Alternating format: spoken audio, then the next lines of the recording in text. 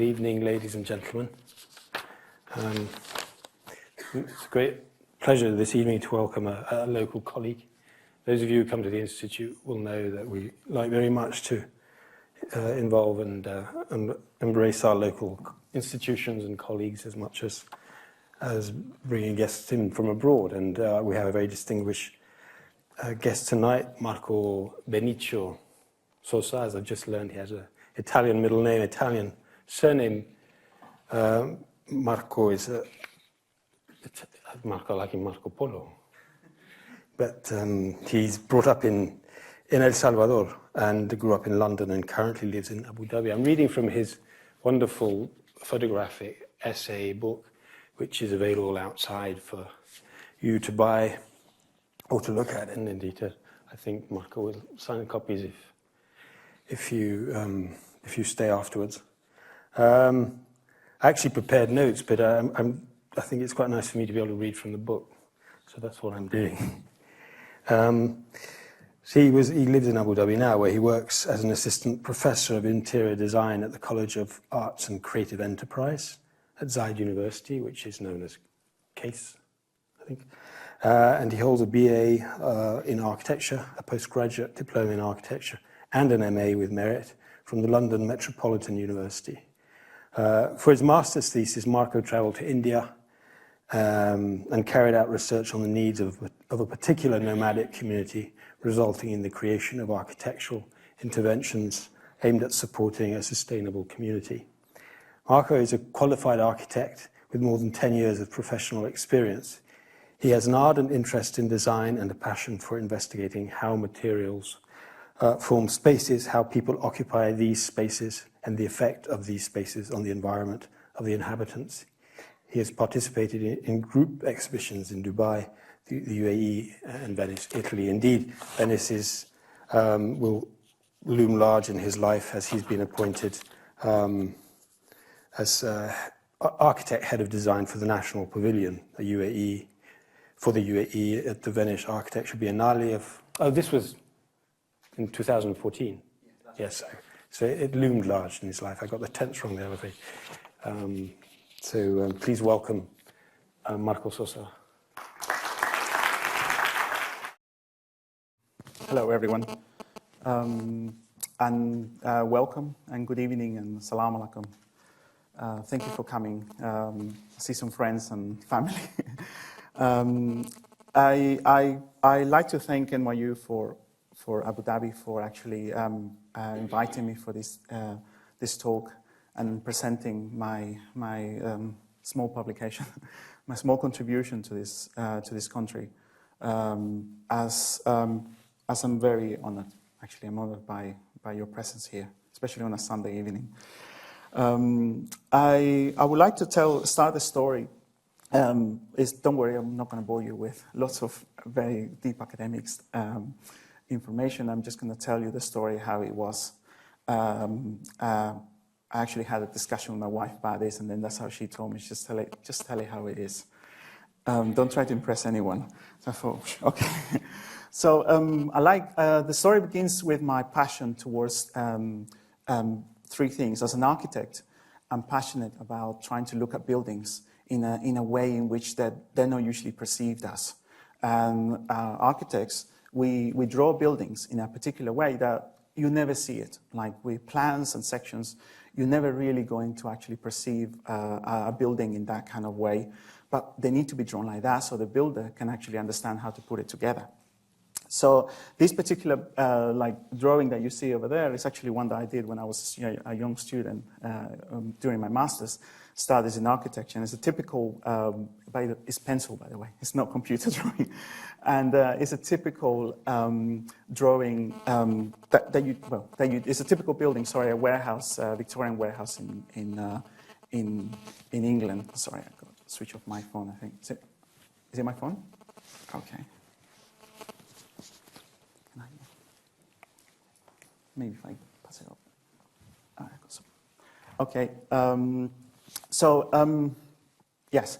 So this is the sort of fascination that I have about these kind of drawings. It's like you slice the drawing in half, and you're never really going to see it, but I'm very much interested to see what these kind of buildings, they show you. Also, I like to look at the way looking at different sites and actually trying to sort of like dig out, almost like an archaeologist trying to find through my drawing or through my photography and trying to understand the site itself. It's kind of like a different type of site analysis. And also trying to understand how the spaces are used in different ways, maybe specifically for like the way people use the spaces without actually having anyone design it for that particular use. And that's what was really interested. So I thought, after 10 years of working in England, in London mainly, doing this type of stuff, by the way, I didn't do this is Norman Foster. But this is the kind of architecture that you encounter, the contemporary architecture, and there's always this kind of juxtaposition between the existing and the contemporary, like, for example, here, the British Museum. So that's the sort of thing that I was faced with, and the sort of typology of building that I was working in. So when the opportunity came in 2009 to come and teach young Emirati ladies interior design in a national university, I jumped at the chance, and somehow they accepted me, and I decided to come.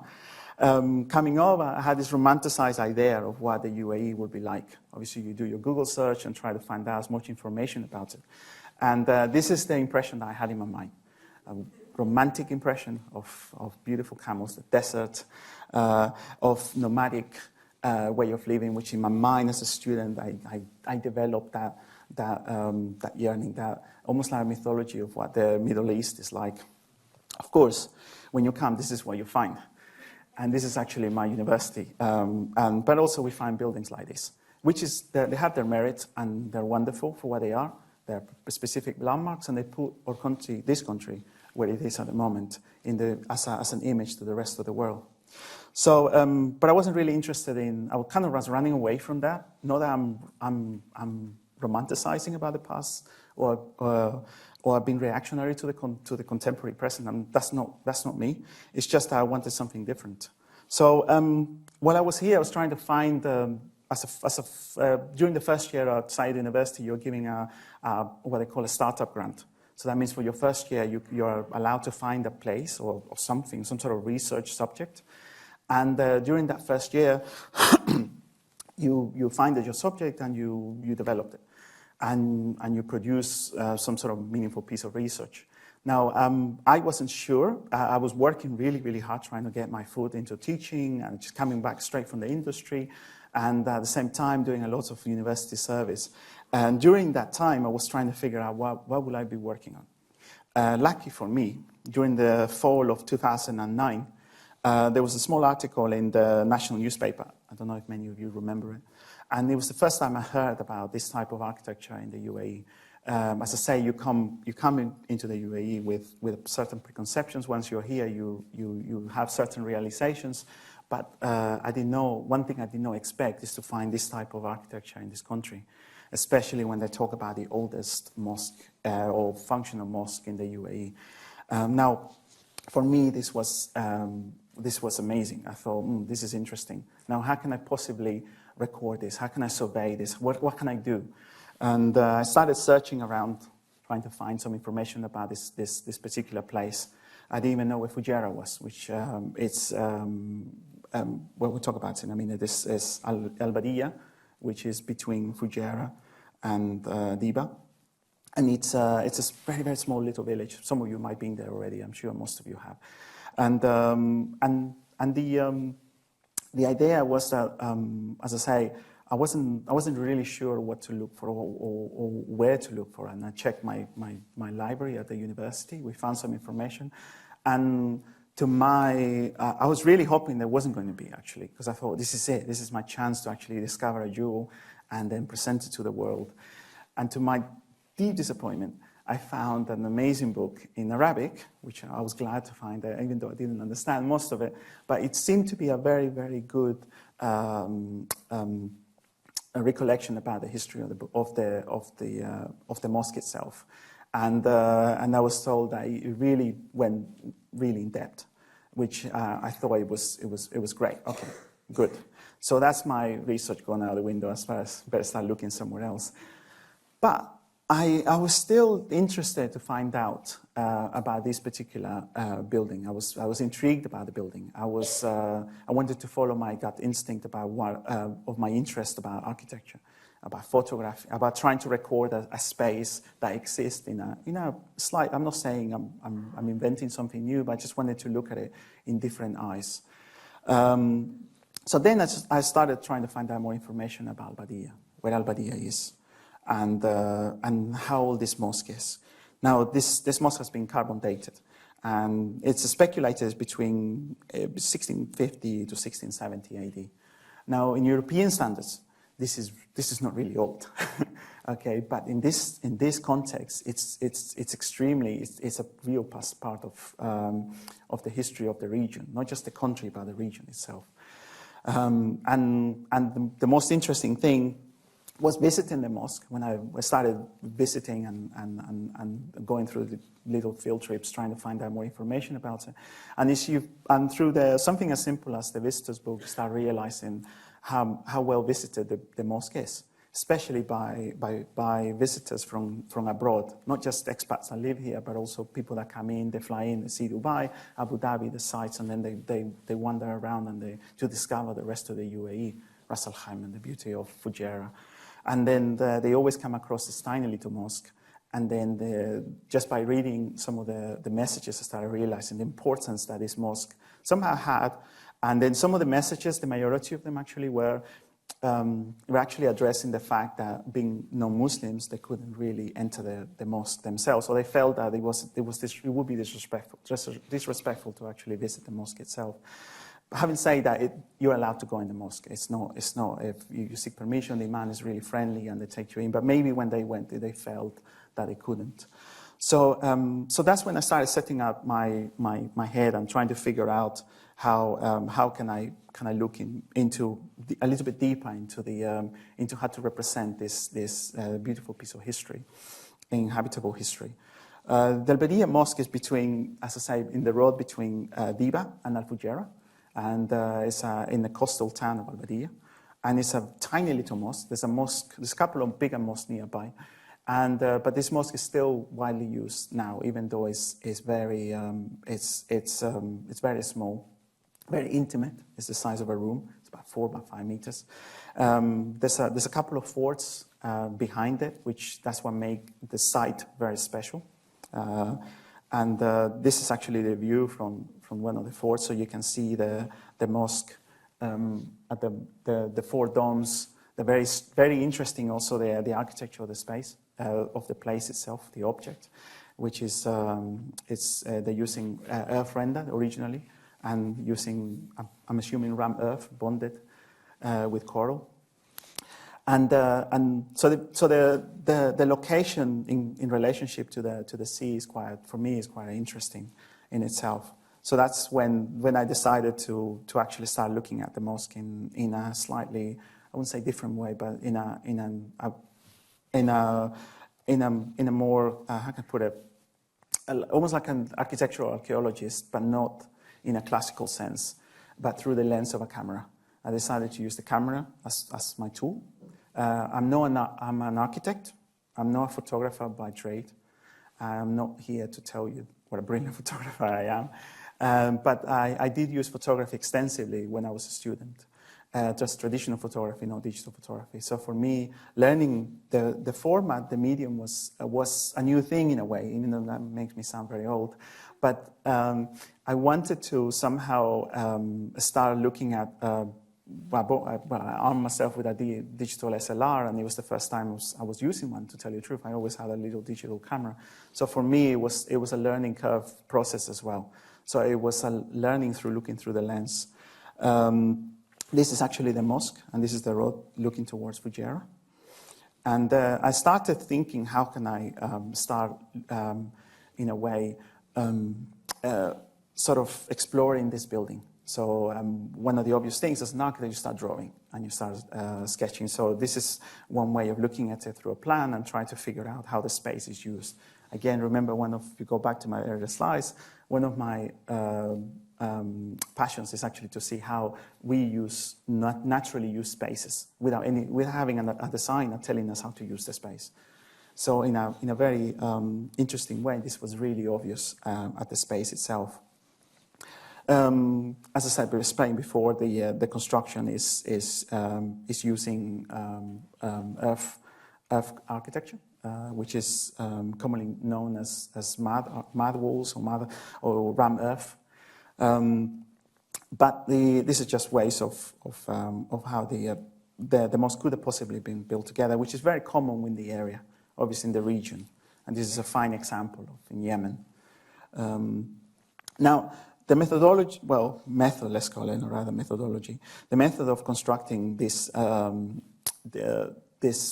essay, or at this moment I still wasn't 100% sure what I'm doing, rather than am I going to take a few snapshots and just put in an essay and then put it down as my research. I wasn't 100% sure what to do, so I started looking around at some of the photographers that I admire, especially as a professional, but also as a student, as a developing artist, I suppose. But I looked at people like Andreas Gursky and the way he photographs, the way he flattens the image. And I was very much interested because that sort of reminded me of how we as architects draw. We draw a section without perspective. Perspective is, we all know that when you draw it, it's actually faked. It's not really real. And through the lens, when you take a photograph, it begins to distort the image and it begins to create a perspective at the edges of the lens. These are things I started learning through experimentation. Some of you might be common sense to you. But so I started looking at Gursky's work, which I admire actually from the time I was a student, and trying to figure out how he actually took these photographs, and there's a long story about it because we all know that he manipulates them post-production, which when I found out, for me it was like discovering that Santa Claus doesn't exist. I was very, very disappointed, and so it was him, and also artists like Bernard Hillebecher, who recently passed away actually, who produced this amazing set of photographs, again using particular, which is where Gursky works post-production. This couple actually works before they actually take the pictures using what they used to, I don't know what they do now, but they used to use a large format camera. So with a bellows camera, so they can actually change and distort the perspective to flatten the image as much as possible. For me, it was like a dream, but I heard that you need a scaffold to actually set up the images and set up your shots. And it would have been impossible. It takes a whole lifetime to actually learn this traditional type of photography. So another artist I was very much interested in is Gordon Matta Clark, who we all know, and not just how we all know how he actually produced his work, but also how he photographed his work. He recorded his work himself, and how he tried to find a way of representing that work through the photography. And I was very, very much interested in how to make this not so much copying or following this kind of format, but I was curious, very much curious about these methods. And obviously Helen Bennett, people like Helen Bennett, who are very, they have a very very interesting method of capturing the essence of particular buildings and the materiality of the buildings themselves. So and people like Jane Osha, who she actually recorded the expedition hat at Shackleton's hat in Antarctica in 2010.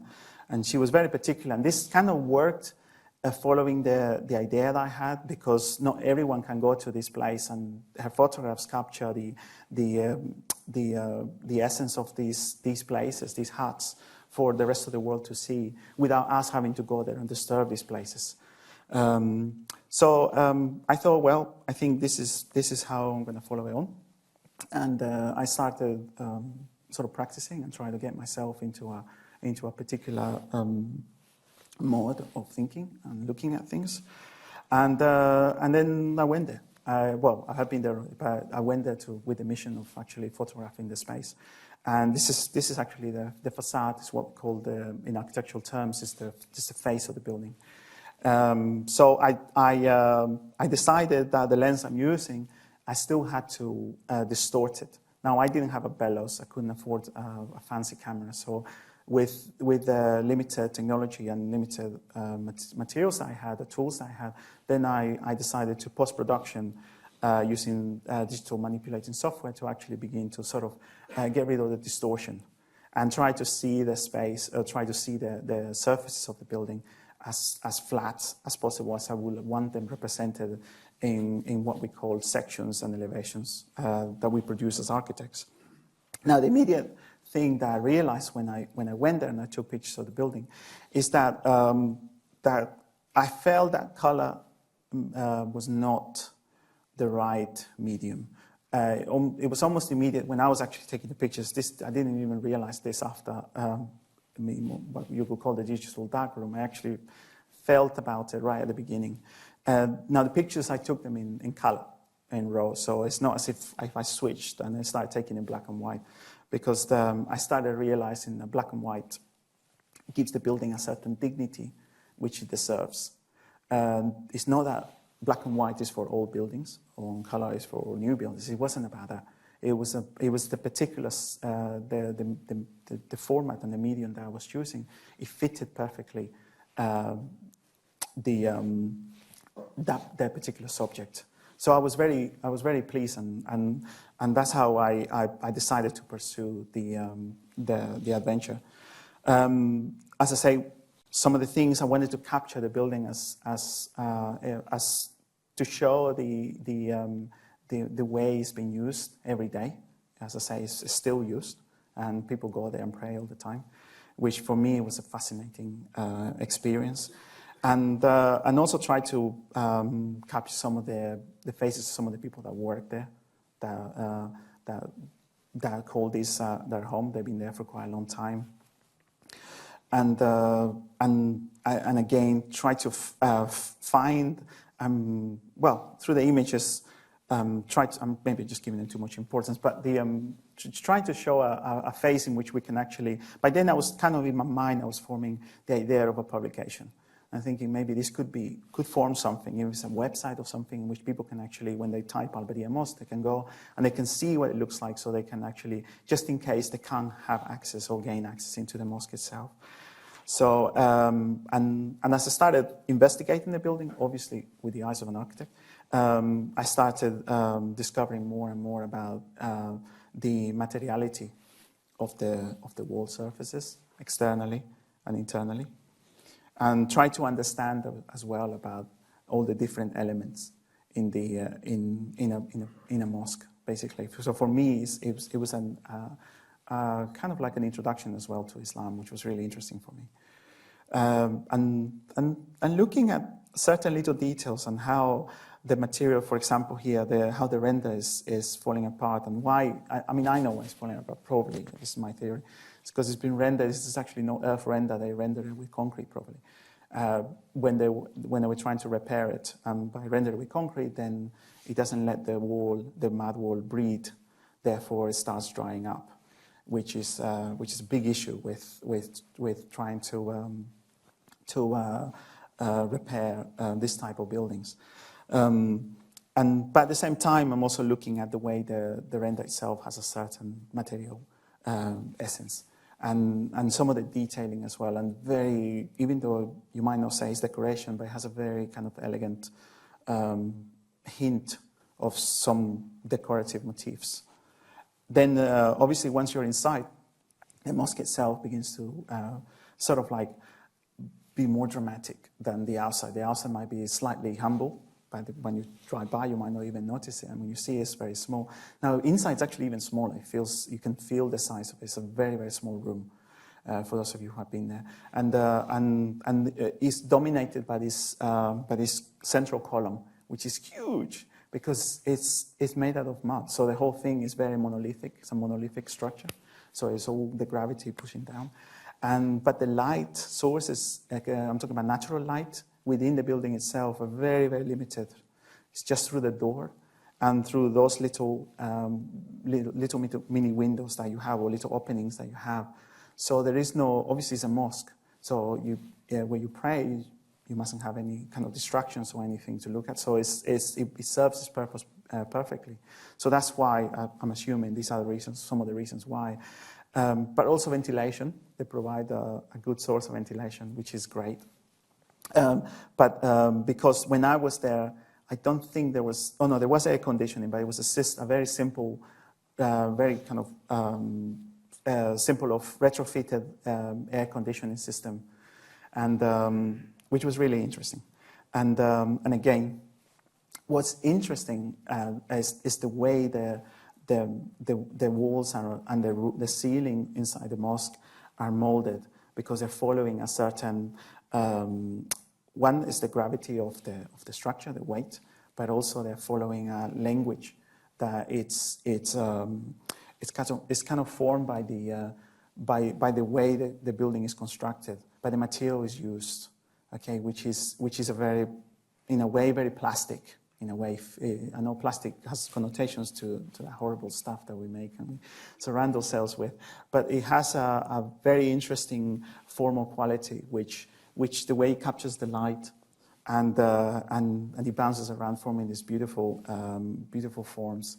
And that's what really got me excited. This is actually one of the internal shots, and you can see one of the retrofitted air conditioning cooling units in the system. Now, another interesting fact is actually these little alcoves, which are formed within the building itself. And as an architect, following what I was saying about designing without almost like using this designing without designing almost, but it was designed somehow, not by an architect, but somebody who felt that the thickness of the building could be exploited into forming these wonderful little alcoves, in which could be used as little shelves where you can put the Holy Quran and other religious readings. So I thought this is well, the more you look at the building, the more I was falling in love with. Now, another issue I wanted to do is I wanted to photograph the building. Usually, where some of the artists that I showed you before, they were photographing the buildings from the outside as objects. I wanted to photograph a building from the inside. Especially, it's something that I started investigating, being an architect and coming to teach interior design. You begin to set your mind into what interior design is.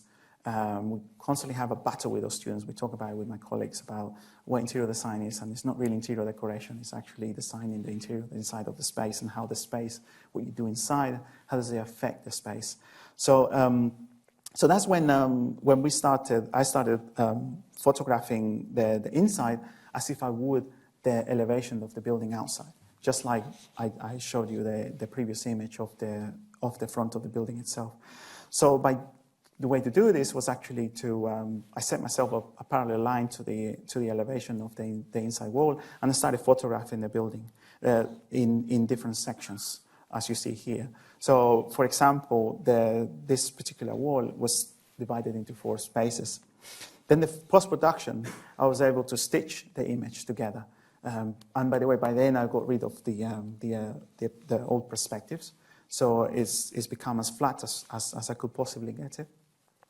And then I started stitching it together and trying to form this complete elevation, internal elevation of the building, which again goes back to what my initial interest is looking at buildings and how we don't really see it. And you don't really see the elevation, even though it's a small building, you never really see, not never, but you can't perceive this elevation of the inside of the building in such way. Because one, there is a column blocking it, and it's actually very, very flat. And your eyes tend to sort of begin to distort a space as well, at the edge of your eyesight. And then obviously I began the process of actually trimming, which, by the way, I found that in photography for myself, it becomes very painful in a way how you work.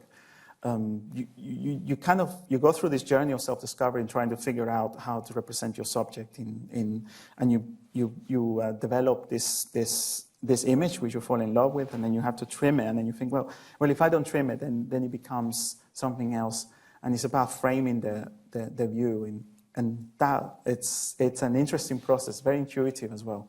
It's very difficult, hence this image as well, and how the image was begin to actually it begins to work together. So the reason I'm kind of telling you this, and maybe some of you probably know more about photography than me, but it's because I use this also as a teaching method.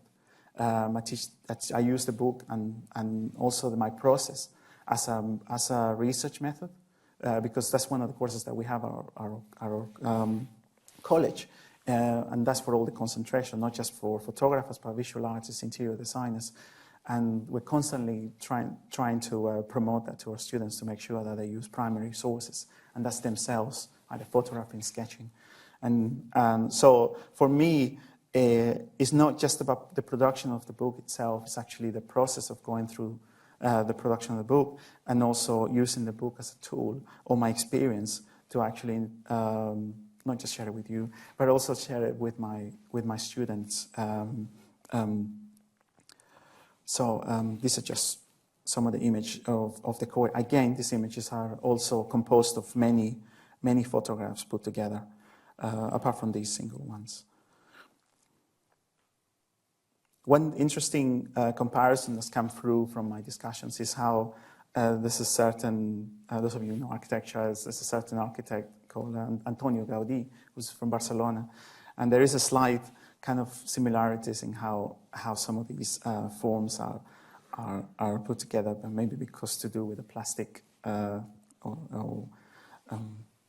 way those shapes or surfaces that the building has. What's really interesting as well is that the building itself has changed a lot. I don't know when was the last time you went, but the last time I was there, they have already, they're modernizing the building, obviously. It's moving on, it's really in the 21st century. And they have added neon lights, and they have added a better PA system, and air conditioning has come on board as well. They closed all the little openings, which probably had natural ventilation. So there is a development of the building, and that's when I started realizing about, not that I'm over, how can I put it, making my photographs important more than what they really are. They're just, they're just snapshots of a particular place in a particular place or time. But it's really, I started realizing that it's really somehow the importance of actually capturing some of these buildings in a particular state before either they change, which is what happened here in Al Fujairah. I don't think it will ever be demolished, inshallah. But there's other buildings which exist not just in the UAE, but also all over the world, which have a certain architectural importance, a historical importance, which are currently and constantly being demolished to make way to contemporary urban city. So this is the reason I'm telling you the story as well is because this is kind of leading up to the kind of where I am now. Yeah.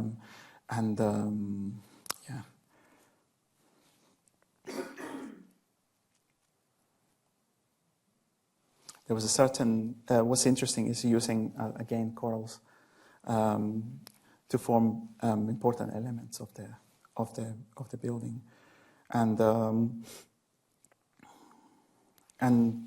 this is something I started playing with, trying to figure out how to start incorporating the photographs within drawings of the building itself, which is something that, again, I use it as a teaching tool for the students to understand about context, interiors in context. And that brings me back to where I am now, in a way.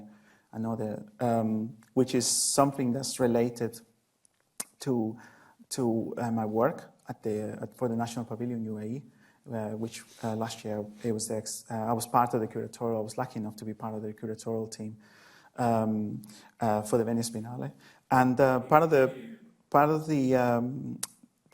you could say my task was actually to record certain buildings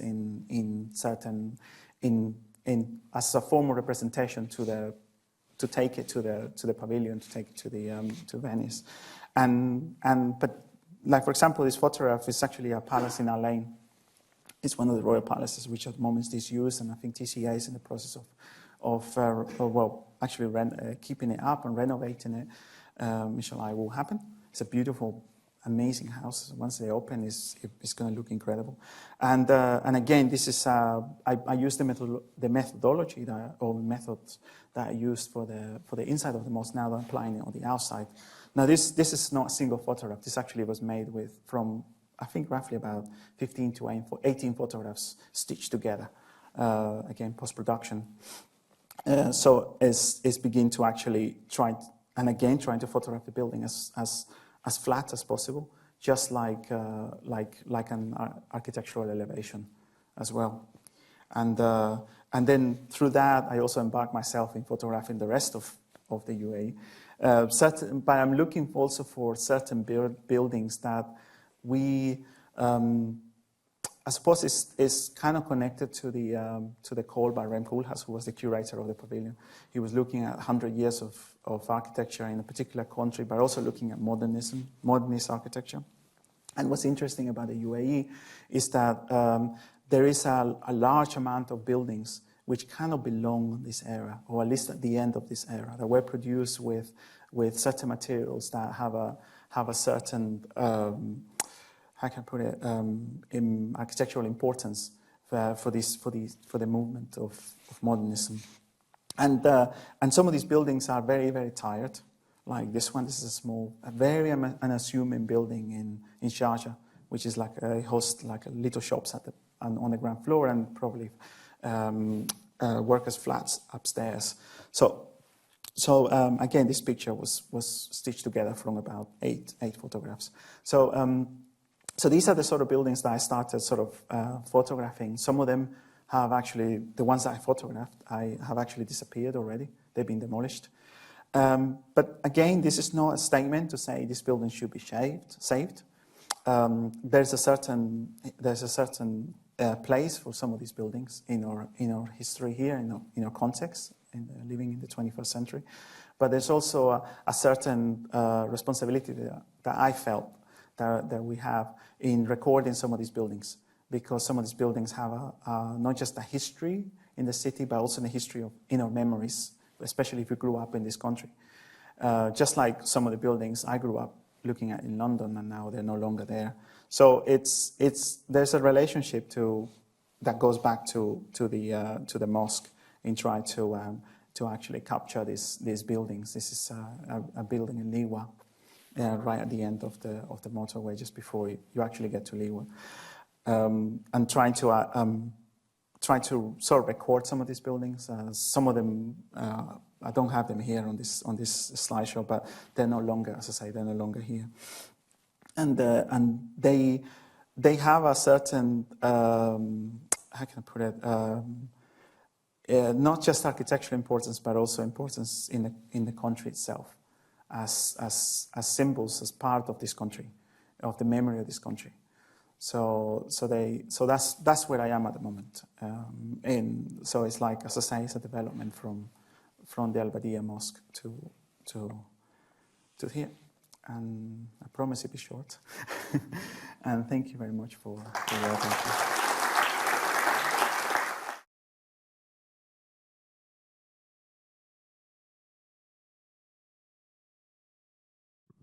Hi, I really enjoyed how thorough your treatment was of the mosque through your photographs, and I particularly enjoyed how, though you said it was such a small space, you allowed us to see this small space in so many, and experience the space in so many sort of different and unique ways through your very detailed photography. So thank you for that.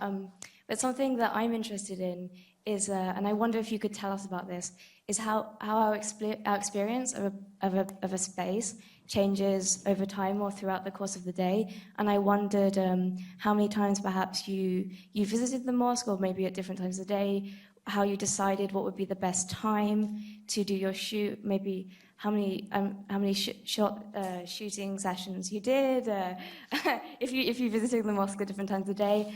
And I suppose my final question would be, you talked about how the mosque has changed. Would you be interested in, and do you think there's value in going back and doing a similar process and seeing how the mosque has changed?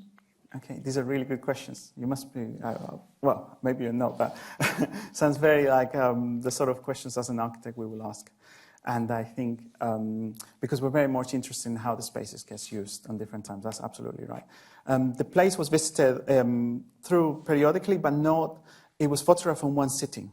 That means that I didn't read, one sitting, I mean, through the course of three days, more or less. It wasn't through different periods of time separated by weeks or months. Mainly because of time constraints to do with my own responsibilities in my university. So it was a specific time that I set myself to do.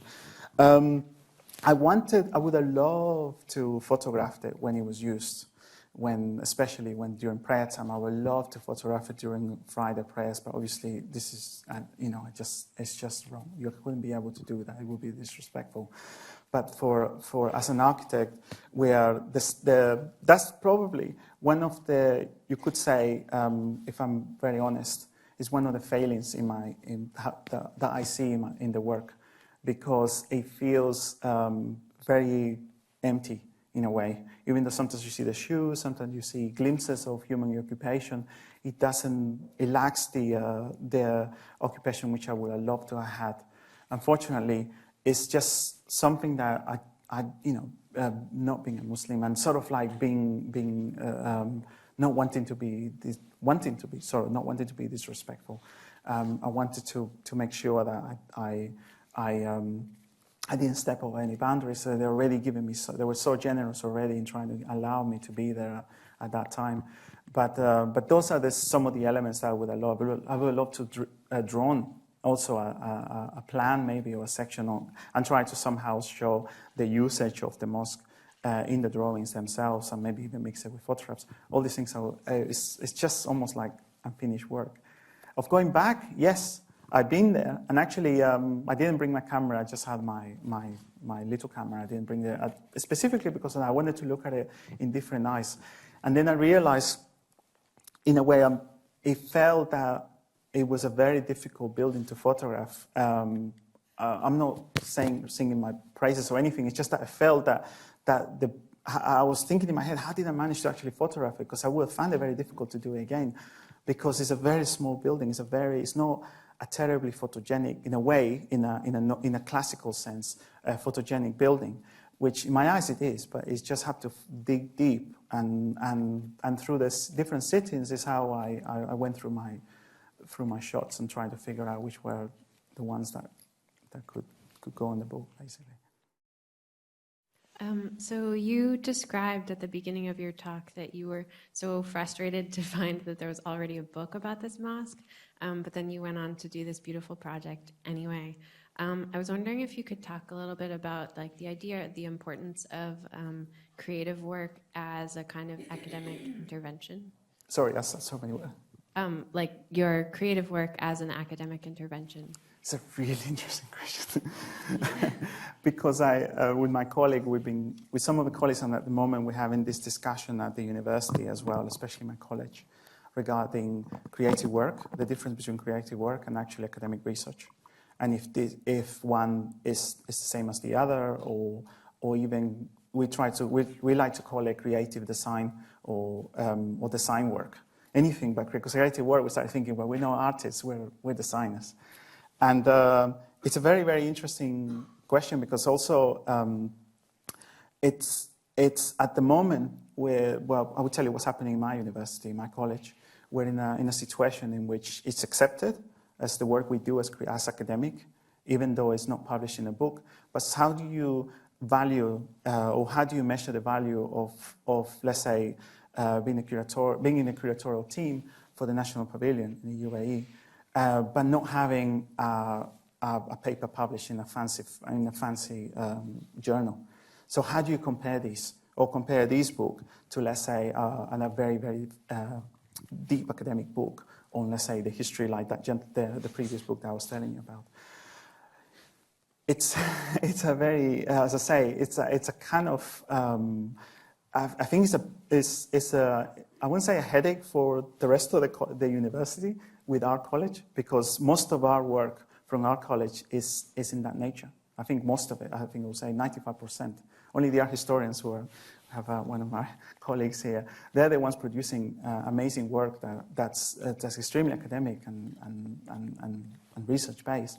But for us, we have a different approach. And also, what we're doing as well is it takes the form of primary research as well, which is what I always kind of, I use that to make myself feel better, but also is for our students as well, to understand that the work we do as designers, and I will put my designer hat rather than my photographer's hat, we come up with ideas, especially in interior design and architecture, that don't exist, and we need to test them. And we don't just test them on the digital way, like in a digital format, digital platform like the computer, but we also try to test them physically, either through photography and making models, and actually trying to understand how the spaces begin. And I'm talking about just the bare minimum that we can actually look at the space.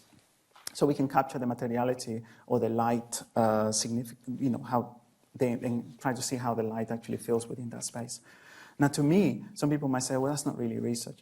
Well, it is, because if you don't do that, then it might not be academic, classical research, but for us, as a designer, you have to, you can't find that kind of information you could, when you Google it or you go to a particular, you actually have to find it yourself. There's an intuitive aspect to actually finding this kind of information. And by the way, it doesn't just apply to designers. I have 3 of my alumni sitting in front of you who are also visual arts, and they themselves understand the importance of research or testing, whatever is a medium, a format, or whatever is mixed media or painting or drawing, and that rigorous testing.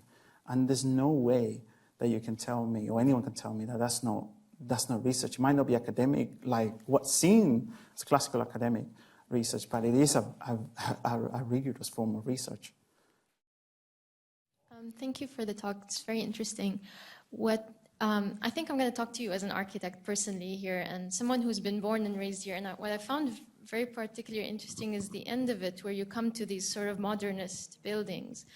And I've noticed there's, in the way you photograph, although you said you're not really surveying, but it almost becomes a cross between a narrative and a survey. And I feel that, we kind of stop at the face of these modern buildings, and I wonder, is there any value of getting students involved in surveying these buildings and really reading the use of the space, the proportions, how the facades are treated, in a way, kind of in the way your presentation starts with the modern buildings, the very contemporary, let's say, that are not particularly of your interest in this talk, somewhat to bridge that gap. And I guess the Venice Biennale kind of was trying to attempt to that, of 100 years of architecture, and particularly in the Gulf region, where there was this focus on, or not discovery, but a sort of aha moment, there's all these modern buildings. Because I guess my personal frustration as an architect, a lot of these buildings end up being covered with alucobond. So this is also, again, staying at the facade. So why are we afraid to enter these buildings and actually get architecture schools to start employing like a regional architecture course? Because I think what would be very interesting is to see the draw between, or sort of the broad array of variation of modern architecture across the Gulf, and how it sort of migrated from Europe into the Mediterranean, into the Gulf region. From my experience, having studied in Beirut, we saw a lot of these sort of cross-cultural evolutions of modern architecture in Beirut, particularly with Polish architects or European architects coming and collaborating with local architects. So it would be interesting to be able to narrate that process. So in a sense, I'm sort of trying to highlight on your process shared with us, and how we can also narrate the process of those buildings. I think it's really interesting you say that as well, because yes, for the pavilion, and actually as a colleague here, Lina Ahmed is one of my colleagues, one of the professors at the university.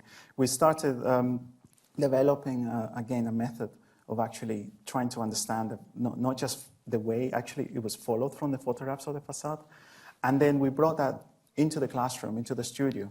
And that's actually reserved for another lecture, I think. But it's a development of what happened. We brought it into the classroom, and then the students started looking at these buildings through my photographs. And the first question was, why do we have to? Actually, it was to teach in AutoCAD, by the way, which is the most boring technical course that you can learn as an interior designer, as an architect, but you have to teach it as a technical aspect. So we thought that we looked at it as a form of researching a particular typology of it, and it was mainly these buildings, the buildings that we researched during the Biennale, and I photographed, especially around Abu Dhabi and Dubai.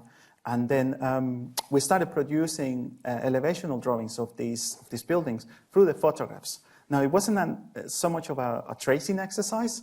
It was for them to actually understand that, just as you say, the different layers that compose that facade of the building. And one of the first questions a student actually says is, why are we drawing this? Why are we not drawing the Burj Khalifa or the Burj Al Arab? Why are we interested? And it brings me back to also another colleague that's sitting here, Dr. Connie Van Horn, is that she said, oh, you're interested in the ugly buildings. You want to sort of look and reserve the ugly buildings. And later on, and this is the same academic, she told me, oh, now you let me actually understand why these buildings are interesting. And I think the students, once they went through the process of them understanding what are we looking at, and it's just as you say, they're very extremely regional, by the way. These buildings were built in this region to actually take into consideration not just the culture, but also the climate and the materials in which the buildings were produced. And we use that. I would say that very kind of mundane or banal course to actually begin to teach them about reproduction of these elevations, which probably the elevations of these drawings of these buildings don't exist in the first place. And secondly, we started developing. We thought, well, we also want them to start learning how to use laser cutter technology, so they can use that in their studio work. So how do we teach them? Well, Professor Lina actually came out with the idea of actually using the system of laser cutting actually the facades of the building, and not as a method of reproduction, but again to understand how these elements, very, very, very simple elements, begin to form a set of layers that are not there just to make the buildings as a form of decoration, which is what we now have. That they used for actually buffering we all know, those who are no architects, to actually ventilate the building or buffer the building from the street noise, and have all this different set of layers. And so we kind of started that with the limitations that we have as well. Because now what you're proposing is actually a brilliant idea. It's actually to start going inside the buildings and start looking at, I know there's also an academic in NYU, Pascal, who's been working with recording some of the stories of these buildings. So I think that's probably the next chapter, is to start looking at how people live in these buildings. The other interesting thing is that some of these buildings, at one point in their life, especially at the beginning of their life, they were the best buildings in Abu Dhabi. And now they're probably not. Okay, and how do we? And some of these buildings are really, really nice. I mean, they're beautiful. If they were done up in a very delicate way, I'm sure there will be a lot of people who pay quite a lot of money to actually live in them, even though you might not think of it from the outside. But some of them are. So it would be an interesting, especially now. I think Docomomo is having a big conference on adaptive reuse. So it's very, very much at the moment, this looking at buildings and trying to sort of think of not reusing them, but using them in a different use maybe. So a place like a block of flats now it turns into an art gallery, just like what they did in London with turning into a power station into an art gallery for the Tate. So, yeah. So thank you very much indeed for your lecture. It was wonderful. I think perhaps if we want to continue the discussion, we can do it outside in the reception. Pascal Menoret is the person you're referring to. He produced a little book as well, I think you know, on yes, I saw. Yes, really. Modernist architecture of Abu Dhabi, which we have copies of, I think, still. Is there also not a book by Jeffrey Kahn on the mosques of the history of mosques in the region? No, I'm not familiar with that book. No, sorry. I'm pretty sure there's a book by Jeffrey Kahn. I just haven't had it in my hands. Anyway, thank you very much. No, thank you very much. Thank you.